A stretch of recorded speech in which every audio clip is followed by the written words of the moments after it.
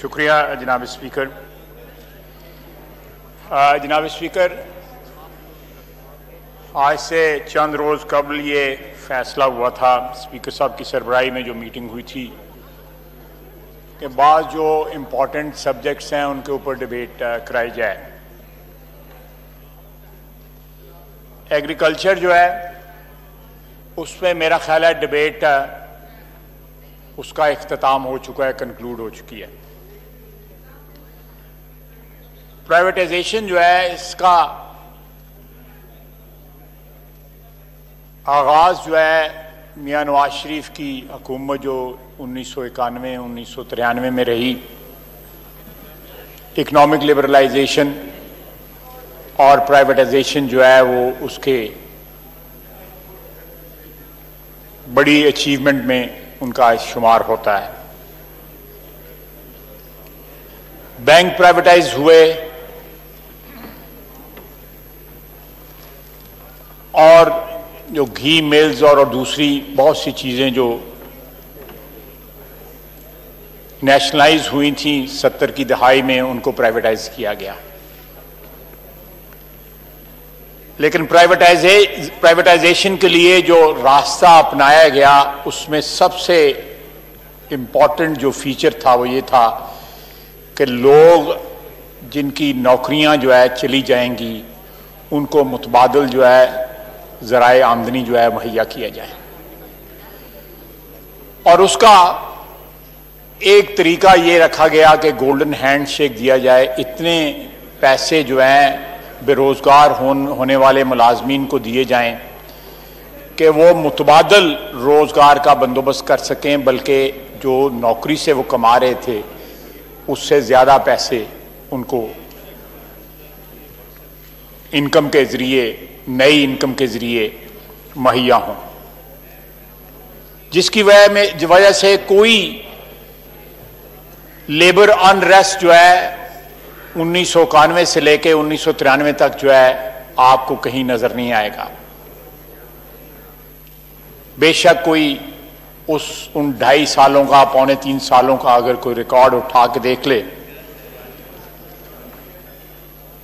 लोगों ने severance packages लिए, लोगों ने गोल्डन हैंडशेक लिए, बल्कि लोगों ने बड़ी कीननेस के साथ जो है गोल्डन हैंडशेक जो है ना वो लिए और अच्छी खासी रकूम जो है बेरोजगार होने वाले मुलाजमीन जो है वो घर लेके गए और उन्होंने मुतबादल रोजगार का एहतमाम किया। ये पॉलिसी उसके बाद पीपल्स पार्टी की हुकूमत आई और उन्होंने भी कैरी ऑन की और एक बड़ी प्राइवेटाइजेशन जो है उसका आगाज किया, जिससे पीटीसीएल की, पाकिस्तान टेलीकॉम की जो है वो प्राइवेटाइजेशन उस जमाने में हुई और उसके रिकॉर्ड जो है वो डिविडेंड्स आए, 11-12% के करीब प्राइवेटाइजेशन हुई, जो बाद में जनरल मुशर्रफ के दौर में प्राइवेटाइजेशन के जरिए उसको मुकम्मल किया गया। तो ये एक ऐसा एजेंडा था जिसको सक्सेसिव गवर्नमेंट्स ने परसू किया है और उसकी मेन वजह थी कि ये अदारे जो है हुकूमत की कंट्रोल में रहने के बावजूद, रहने की वजह से मुसलसल खसारे में जा रहे थे। हुकूमत के इन्फ्लुएंस की वजह से बैंक अपने आजादाना फैसले नहीं कर सकते थे। बैंकों में एक ह्यूज पाइलअप जो है वो बैड लोन्स का इकट्ठा हो गया। इसी तरह तमाम दूसरे अदारे जो थे वो कारोबारी मनफियत के बिना के ऊपर या उस बुनियादों के ऊपर उनको ना चलाया गया, बल्कि वहां पे ब्यूरोक्रेसी के बहुत से लोग इकट्ठे हो गए, जिसमें एनडीएफसी था, उसमें बैंक्स थे, ये जो डेवलपमेंट फाइनेंशियल इंस्टीट्यूशन थी, ये सारी की सारी आहिस्ता आहिस्ता ये तबाह बर्बाद होती चली गई। स्टील मिल भी उनमें सरे फहरिस्त थी, जो आजकल जिसकी ट्रांजैक्शन हो रही है। पीएए भी उसका हिस्सा था। बिजली की जो तकसीमकार जो डिस्ट्रीब्यूशन कंपनीज हैं वो भी उनका हिस्सा थी। जनरेशन जो है गवर्नमेंट के पास ही, वो भी उसका हिस्सा है।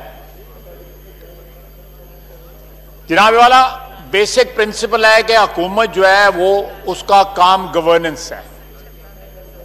पाकिस्तान की आवाम को या किसी भी मुल्क की आवाम को हुकूमत की जो बुनियादी जो फर्ज होता है वो गवर्नेंस होता है कि वो मुल्क में एक अच्छी गवर्नेंस प्रोवाइड कर सके।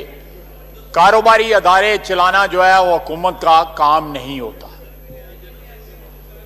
रिपीटेडली सारी दुनिया में 60 और 70 की दहाई में कौमियाए गए अदारे जो हैं बेतहाशा कौमियाए गए, लेकिन 15-20 साल में जब देखा गया कि ये अदारे सारे के सारे जो हैं वो नुकसान में चले गए हैं। जनाब वाला, यहां तक हुआ कि 91-92 में जो अदारे प्राइवेटाइज किए गए और वो हुकूमती एक एक्सटेंशन ने जो है वो अदारे खरीद लिए गए। एक सीमेंट प्लांट की मैं आपको बात बता रहा हूं, वो दोबारा हुकूमत के पास आए कि हमें इस अदारे को चलाने के लिए 5 अरब रुपया दिया जाए। ये इतना बड़ा ड्रेन है over last 40 years on national exchequer कि आप इमेजिन नहीं कर सकते। अगर कोई कमीशन बताया जाए कि अंदाजा लगाया जाए कि ये मनफेत बख्श जो अदारे थे उनका क्या हाल हुआ। ब्रॉडली तमाम सियासी पार्टियों की जो है वो कमिटमेंट मौजूद है प्राइवेटाइजेशन के प्रोसेस के साथ। उसका तरीकाकार क्या होना चाहिए, जो वहां पे मुलाजमीन है उनके रोजगार का क्या होना चाहिए, किन को ये बेची जा सकती हैं, इसका फैसला क्या, ये सारे के सारे जो है प्राइवेटाइजेशन के लॉ को अगर इन लेटर एंड स्पिरिट फॉलो किया जाए तो मैं समझता हूं कि ये एक ट्रांसपेरेंट प्रोसेस जो है उसको इंश्योर किया जा सकता है। लेकिन अगर इस इंटेंट के साथ आप अदारे प्राइवेटाइज करेंगे कि आपने वो अदारे किसी को डोल आउट करने हैं, किसी अपने क्रोनी को या किसी अपने हमायती को या किसी एटीएम को, तो ये सारे का सारा पर्पस डिफीट हो जाएगा। हम मसूली तौर पे पीपल्स पार्टी का भी जो टेन्योर था 93 से लेके 97 तक और उसके बाद दूसरा टेन्योर भी, प्राइवेटाइजेशन की इन प्रिंसिपल किसी ने मुखालफत नहीं की।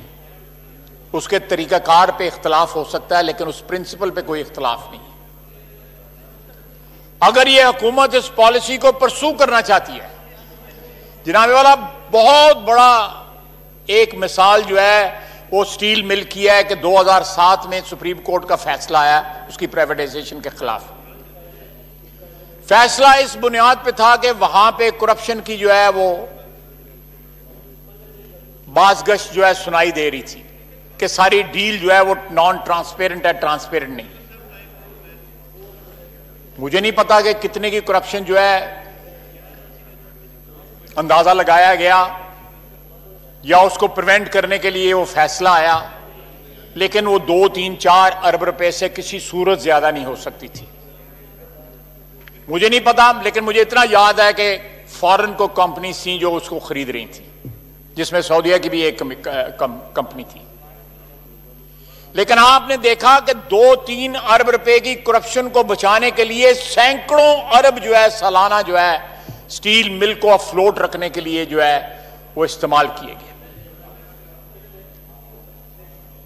एक वक्त था कि एक स्टील मिल की प्रेमिसेस के ऊपर 55 यूनियनें थी।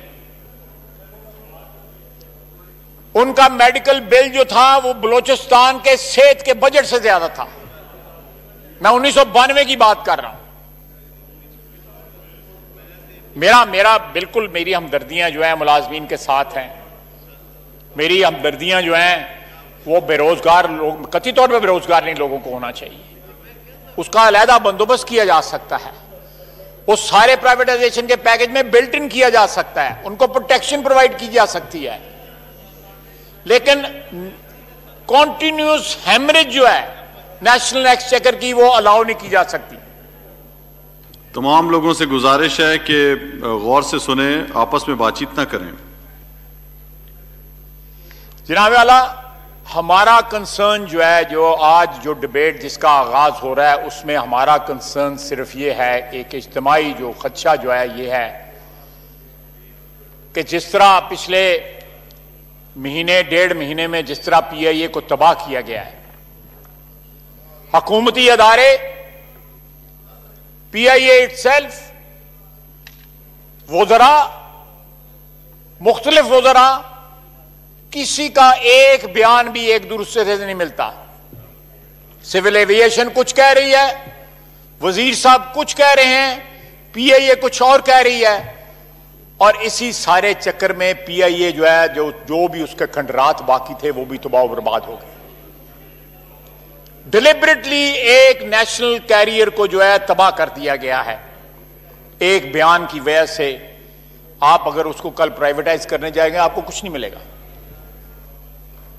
आपके पास रूट्स हैं, आपके पास गेट्स हैं। मसलन आपको दोपहर के वक्त आपकी फ्लाइट लैंड करती है हीथ्रो के ऊपर, उसकी बहुत बड़ी कीमत है, 20-25 मिलियन डॉलर से भी ज्यादा हो सकता है आपको उसकी गेट का मिले, टाइम का पैसा मिले। लेकिन ये नाआखमत अंदेश लोगों ने जो बयानात दिए, उन्होंने ये इम्पॉसिबल बना दिया है। एयरपोर्ट्स की जो प्राइवेटाइजेशन या आउटसोर्सिंग का नारा लगाया गया, किस वक्त लगाया गया? जब सारी दुनिया में एयरपोर्ट जो है वीरान पड़े हुए हैं। रूजवेल्ट की प्राइवेटाइजेशन या लीज आउट करने का प्रोग्राम बनाया गया किस वक्त? जब 73 पिछले 3 माह के अंदर 73 होटल जो है न्यूयॉर्क में, मैनहट्टन में बंद हो गए हैं। क्या क्या क्या वैल्यू उन प्रॉपर्टीज की रह गई होगी जो आप बेचने जा रहे हैं? इसलिए हम हक बजानब हैं ये शक करने पे कि there is a method in this madness. दाल में कुछ काला है, किसी को ओबलाइज किया जा रहा है। जनाबे वाला 1997-98 में 320 अरब डॉलर रूजवेल्ट होटल के ऑफर किए गए। उसके बाद शौकत अजीज की हुकूमत में 280 पे इसको बेचने की कोशिश की गई, लेकिन हमने इसी असेंबली में ये प्रिवेंट किया कि इसको कौड़ियों के भाव जो है ना बेचा जाए। ये एक नेशनल एसेट है। अब PIA को तबाह बर्बाद करके अपने बयानात की वजह से सारे पाकिस्तान, सारी दुनिया में पाकिस्तान की जग हंसाई हुई। PIA जो दूसरी एयरलाइंस बनाती थी, दुनिया के कई एयरलाइनों की बुनियाद जो है PIA ने रखी। आज जो PIA जो है वो तबाह बर्बाद हो गई है, क्योंकि यहां कंट्रोवर्सी नहीं खत्म हो रही कि 262 एयर पायलट जो हैं वो उनके लाइसेंसेस गलत थे, या 50 के गलत थे, या 40 के गलत थे। मिनिस्टर साहब जो हैं वो कहते हैं कि जाली जो है वो उनकी वो इम्तिहानात थे, या जाली लाइसेंस थे, या जाली डिग्रियां थी। सर, जाली डिग्रियां तो बहुत से लोगों की हैं। मिनिस्टर साहब को सोच लें। चलो रहन दो, सारे समझ रहे ने। तो ये जनाबे वाला, जनाबे डिप्टी स्पीकर, ये इंटेंट की बात है। आप इस प्राइवेटाइजेशन के प्रोसेस को सही इंटेंट के साथ, सही नीयत के साथ अगर आप इसको परसू करेंगे तो ये मुल्क और कौम के लिए बेहतर होगा। आप रोजगार का मुतबादल इंतजाम करेंगे, जो लोग बेरोजगार हो रहे हैं, तो ये आपके लिए अच्छा होगा। लेकिन जब आप कौड़ियों के भाव डिलिबरेटली इनको तबाह करके एक ऐसी मार्केट में इनको डिस्पोज ऑफ करने की कोशिश करेंगे, जो मार्केट इस वक्त रॉक बॉटम पे पहुंची हुई है। दुनिया में कोई सोच नहीं सकता कि आप अपना घर उस वक्त बेचने जाएं जब जो है वो मार्केट में जो है घर के खरीदारी कोई ना हो, और खरीदार आप खुद खड़ा कर लें। लोगों को नाम भी पता है ऑलरेडी, प्रिंट मीडिया में, इलेक्ट्रॉनिक मीडिया में, सोशल मीडिया पे नाम भी लोगों के मौजूद हैं जो इन तमाम प्रॉपर्टीज को खरीदना चाह रहे हैं या लाइन में लगे हुए हैं। मौजूदा हुकूमत जो है अपने क्रोनीज को, अपनी ATMs को जो है ओबलाइज कर रही है। हमें प्राइवेटाइजेशन के ऊपर कोई इस असूली इख्तलाफ नहीं है, लेकिन हम ये लूट मार नहीं होने देंगे। हम इस हाउस में भी इसको चैलेंज करेंगे और हम जो है अगर अदालतों में जाना पड़ा तो हम अदालतों में भी इस प्रोसेस को चैलेंज करेंगे। ये नए कौमी असासे हैं, अगर आपने हैंड ओवर करने हैं तो उनको अच्छे दामों पे हैंड ओवर करें, उन हाथों में दें जो इनको बेहतर चला सकें और नए मौके रोजगार के मुहैया करें। जब बैंक प्राइवेटाइज होने, जनाब डिप्टी स्पीकर, जब बैंक प्राइवेटाइज हुए, अभी बैंक और सारे ये बैंक, 73,000 मुलाजमीन जो है वो घर भेजे गए, एक मुलाजम किसी सड़क पे नहीं आया और 275 नई मुलाजमतें जो है ना वो जनरेट हुई प्राइवेटाइजेशन की वजह से। 2,75,000 जो है नई मुलाजमतें। इसी तरह जब पीटीसीएल प्राइवेटाइज हुई, $10 बिलियन की पीटीसीएल बिकी। पीटीसीएल की सर्विस बेहतर हो गई। इसी ऐवान में हमें महीने का 7 कनेक्शन का कोटा मिलता था फोन्स का, और वो कोटा जो है बहुत बड़ी एक फैसिलिटी थी जो एमएनएस को दी जाती थी, क्योंकि 4-4, 5-5 साल की वेटिंग लिस्ट थी टेलीफोन लगाने के लिए। आज आप टेलीफोन जो है पिछले 8-10 साल से 15 साल से आप एप्लीकेशन देते हैं, दूसरे दिन आपका फोन लग जाता है। पीटीसीएल जो है अपना मोबाइल लाइसेंस, मैं प्राइवेटाइजेशन का चेयरमैन था जब पीटीसीएल को मोबाइल का लाइसेंस दिलाया गया, यूफोन का। मुलाजमतें बढ़ी, इंडस्ट्रियल एक्टिविटी बढ़ी, फाइनेंशियल एक्टिविटी बढ़ी, अच्छी बात है। लेकिन आप इस तरह करेंगे जिस तरह ये गवर्नमेंट परसू कर रही है, हर इनिशिएटिव पे जो इस हुकूमत ने, जब ये ऑपोजिशन में थे, जो इन्होंने इनिशिएटिव जिनके ऊपर प्रॉमिस किया था, हर इनिशिएटिव को रिवर्स किया। आज कानों को हाथ लगाते होंगे कि हमारी पुरानी को वीडियोस ना देखें, हमारी पुरानी को ट्वीट्स ना देख ले, और कोई नए इनिशिएटिव लिए तो वो इस तरह के लिए कि उनके पीछे कोई ना कोई इनका अपना चेहरा नजर आता है खरीदार के तौर के ऊपर। जनाबे वाला, ये कौमी दौलत है, इसको अपनी जाती दौलत जो है वो समझ के लुटाया ना जाए। ये किसी एक शख्स की मीरास नहीं है, ये कौम की मीरास है। ये जायदादें जो हैं पाकिस्तान की आवाम की जायदादें हैं। द गवर्नमेंट जो है वो इनको होल्ड कर रही है, ट्रस्ट में होल्ड कर रही है। अगर ये एजेंडा परसू होना है तो ट्रांसपेरेंसी के साथ आपने कैबिनेट कमेटी बना दी, ये होटल को प्राइवेटाइज करने के लिए और एयरपोर्ट को आउटसोर्स करने के लिए, जब कानून में इस चीज की कोई इजाजत ही नहीं देता, और उसमें वो लोग बना लिए जो यहां पे पाकिस्तान में ड्यूल नेशनलिटी के ऊपर लूटमार करने आए हुए हैं, जिनको इस जमीन के साथ जिनका रिश्ता जो है वो अनक्वालिफाइड नहीं है, क्वालिफाइड है, मशरूत है उनका इस जमीन के साथ रिश्ता, इस वतन के साथ जो है वो वफादारी मशरूत है। और नॉन इलेक्टेड लोगों को उस कमेटी में डाला गया। जनाबे वाला, काबीना कभी नॉन इलेक्टेड लोग काबीना में नहीं बैठ सकते। जनाबे डिप्टी स्पीकर, मैं सारे हाउस को यह एड्रेस करके बताता हूं, काबीना जो है इस हाउस का प्रोडक्ट है। आइन जो है वो दर्ज है आइन में कि कितने इस हाउस में परसेंटेज होगी और कितने अक्रॉस द कॉरिडोर जो है हाउस जो है हमारा सेनेट ऐवान बाला जो है उसकी क्या परसेंटेज है, डिफाइंड है। जब इन दो ऐवानों के मेंबरान जो है वो ड्यूल नेशनलिटी नहीं रख सकते, तो कैबिनेट में बैठा हुआ बंदा किस तरह ड्यूल नेशनलिटी रख सकता है? काबीना जो है वो प्रोडक्ट है पार्लियामेंट का, ऑफ शूट है पार्लियामेंट का, इंटेग्रल पार्ट है पार्लियामेंट का। अगर यहां पे ड्यूल नेशनल नहीं बैठ सकता तो काबीना में किस तरह ड्यूल नेशनल बैठ सकता है? सिर्फ इसलिए कि वो चहेते हैं किसी के, सिर्फ इसलिए कि वो किसी की एटीएम है? ये नहीं होगा जनाबे डिप्टी स्पीकर, ये नहीं होगा। हम हर मुहाज पे रेजिस्ट करेंगे इन मूव्स को। आपने क्या दिया पिछले 2 साल में? आपने भूख दी, महंगाई दी।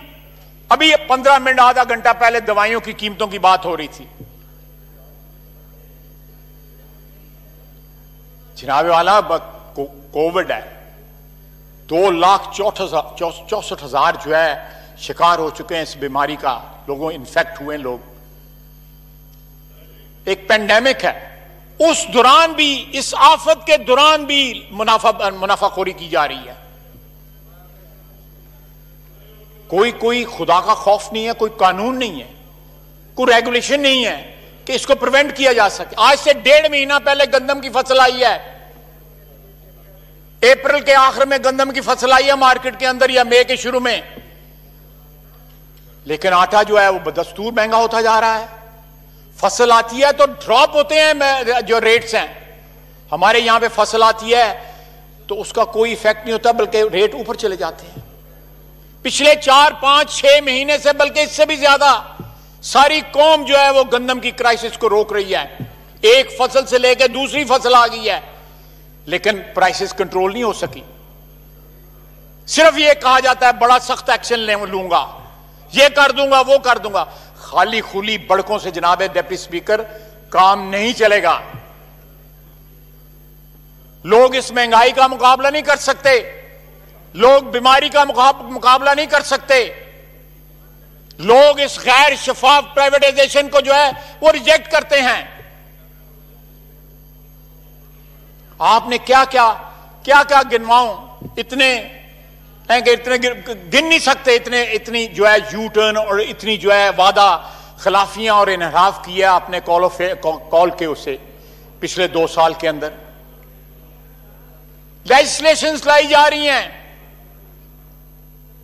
मैं वजीर खारजा था, 2 दिन कुलभूषण का नाम नहीं लिया जाता था, हमारे ऊपर जो है मोदी के यार का इल्जाम लगा दिया जाता था, हमारे खिलाफ गद्दारी के फतवे दिए जाते थे।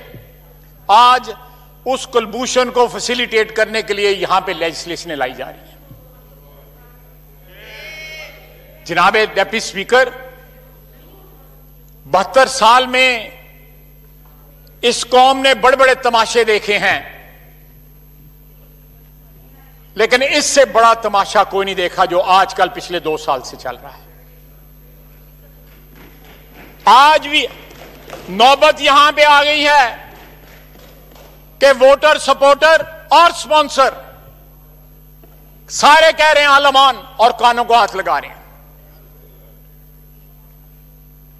ये कहां पे जाकर रुकेगा?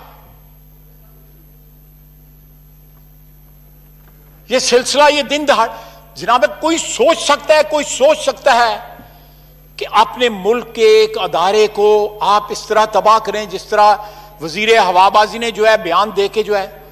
जनाब वाला, मैं उस मीटिंग में मौजूद था, एविएशन सेक्रेटरी जो है वो कह रहे थे कि हमारा कोई इस किस्म का सिलसिला नहीं है, सारे वेरीफाई हो गए हैं।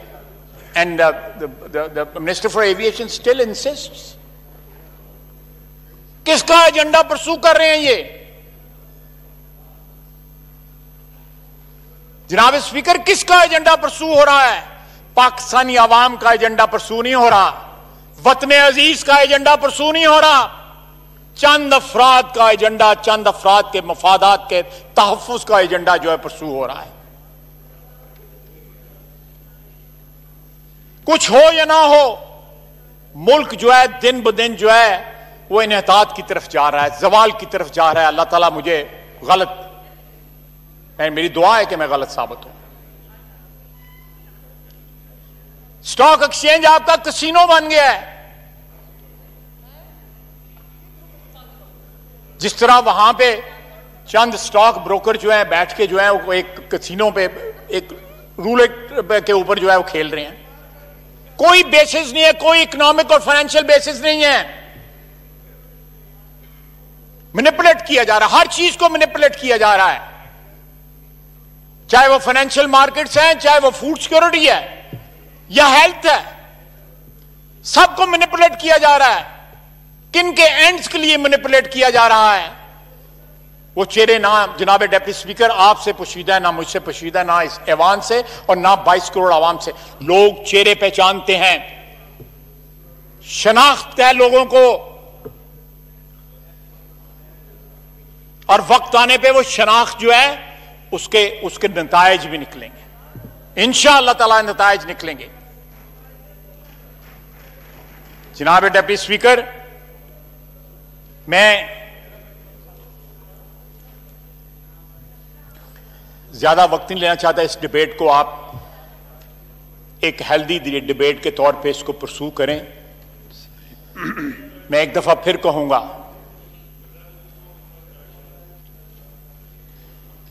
कि प्राइवेटाइजेशन के प्रोसेस के जरिए किसी का अगर आपने उधार देना है तो उधार ना चुकाएं उससे, या किसी ने आपकी जेब में 4 पैसे डाले हुए हैं तो आप वो पैसे जो है इस कौम के पैसे ना उससे ना उसकी जो ऑब्लिगेशन जो है वो चुकाएं। जनाब वाला वो पंजाबी में कहते हैं औखे भारे वेले लोग काम आउंदे ने, लेकिन उन्होंने अपने पल्लों फिर उन्होंने अदा करो ना, कौम के पल्लों तो ना अदा करो उन्होंने पैसे। अगर कोई आपके काम आया हुआ है या किसी ने आपका खर्चा उठाया हुआ है तो खुदा के लिए उसके खर्चे का इफ्जाना जो है इस कौम की जेब से ना दें।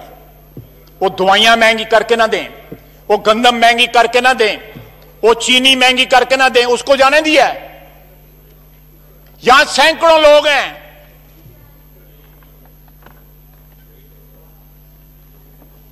जो डिफरेंट जो हथकंडे हैं हुकूमत के उनके शिकंजे में आए हुए हैं, लेकिन जहांगीर तरीन चला गया। ये क्विड प्रो को है ना कि you scratch my back and I scratch yours. ये क्विड प्रो को है।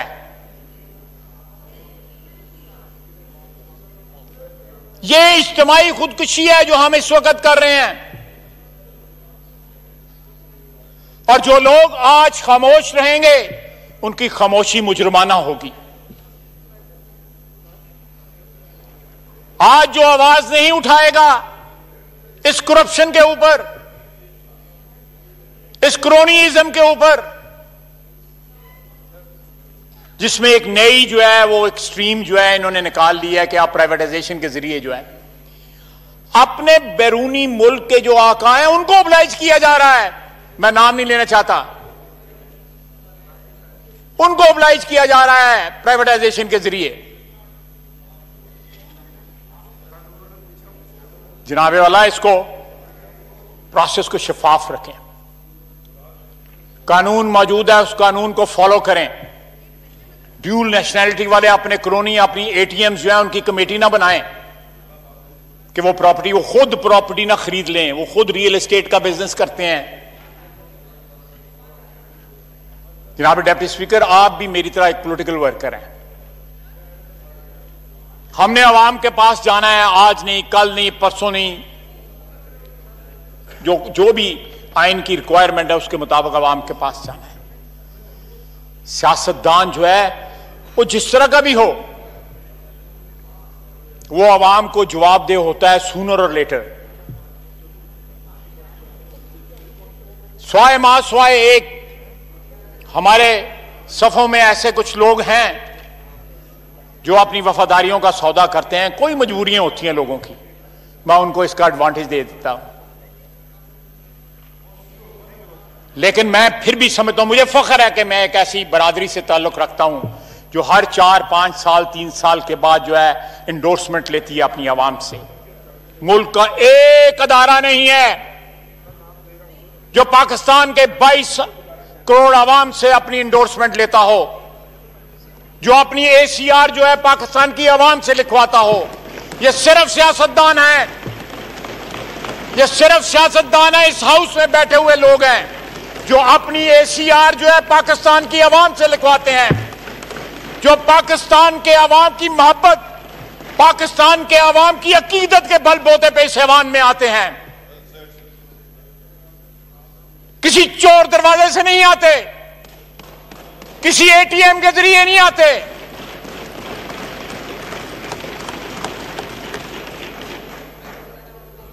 किसी बंद दरवाजे के पीछे बैठ के सौदाबाजी से नहीं आते, किसी अंपायर की उंगली से नहीं आते।